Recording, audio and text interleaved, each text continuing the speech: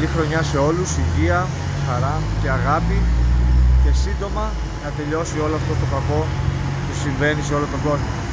Σήμερα λοιπόν πρωτοχρονιά, ιδιαίτερη μέρα για μας, ιδιαίτερη και για σας, γιατί σήμερα η αγάπη σας περιφρούρησε τον Άγιο Παρθένιο.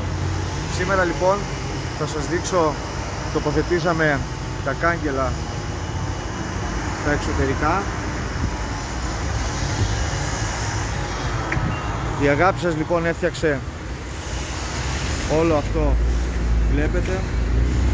Προσπαθούμε συνεχώς για το καλύτερο. Γνωρίζουμε ότι είναι δύσκολη καιρή, γνωρίζουμε τις συνθήκες, καταλαβαίνουμε τα πάντα, όμως εκτιμώ και σέβομαι και πάντα θα είμαι ευγνώμων στο ότι στέκεστε δίπλα μου σε αυτό το όραμα να αποκτήσει στέγη ο Άγιος Παρθένιος, στέγη που δεν υπήρχε μέχρι σήμερα, δεν υπήρχε ναός αφιερωμένος στο όνομα του Αγίου Παρθενίου. Είναι πάρα πολύ σημαντικό το έργο που κάνουμε όλοι μαζί, σημαντική η αγάπη σας, σημαντική η βοήθειά σας και όλα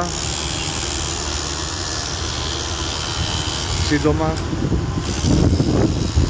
θα τα δείτε και θα τα ζείτε μαζί με εμάς. Βάλαμε λοιπόν, τοποθετήσαμε τα κάγκελα, τα παράθυρα και την επόμενη εβδομάδα πρώτα Θεός θα βάλουμε και τις πόρτες.